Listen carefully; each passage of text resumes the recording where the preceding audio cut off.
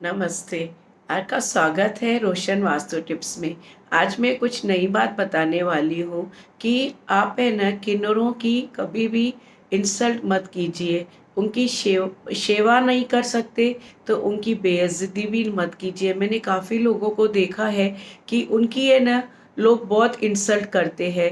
उनके पीछे भी एक स्टोरी है, वो मैं आपको बताना चाहती हूँ कि बृहस्पति पहले हमारी दुनिया सँभालने के लिए 3 भगवान हैं, ब्रह्मा, विष्णु, महेश।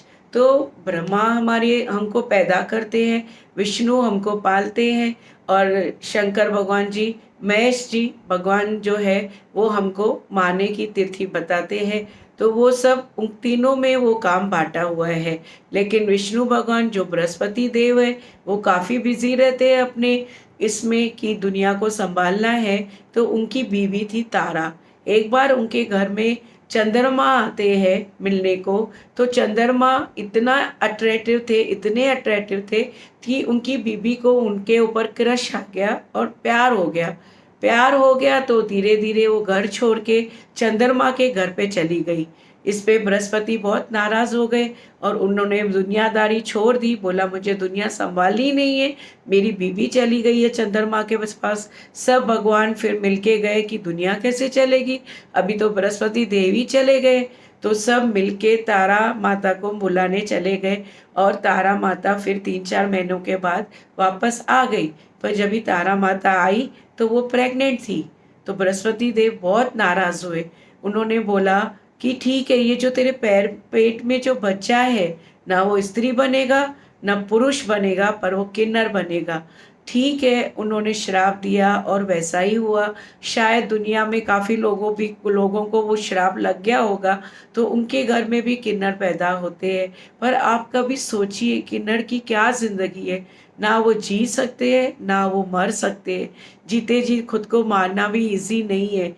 तो आप देखो, जो भी ये पैसों की भी दिक्कत है, जो बहुत लोग है तो वो कम्युनिकेशन का देखो, वो है चंद्रमा का ही बच्चे हैं।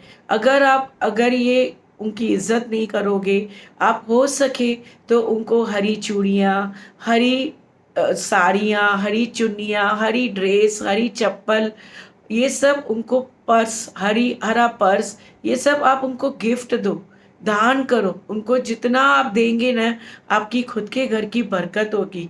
क्योंकि उनकी जो दुआ लगती है ना, वो इतनी पुण्यदान होती है कि आपकी बरकत हो जाएगी। और उनकी बद्दुआ भी कभी नहीं लेनी चाहिए। उनसे आप 50 रुपया दे के ही उनसे एक कॉइन ले लो।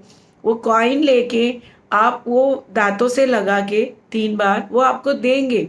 सब किन्नर नहीं देते, पर कोई-कोई किन्नर देते हैं, तो उनसे लेके आप वो अपने लॉकर में, शॉप के लॉकर में या घर के लॉकर में रख दो, तो उससे भी आपका पैसा टिकना शुरू हो जाएगा।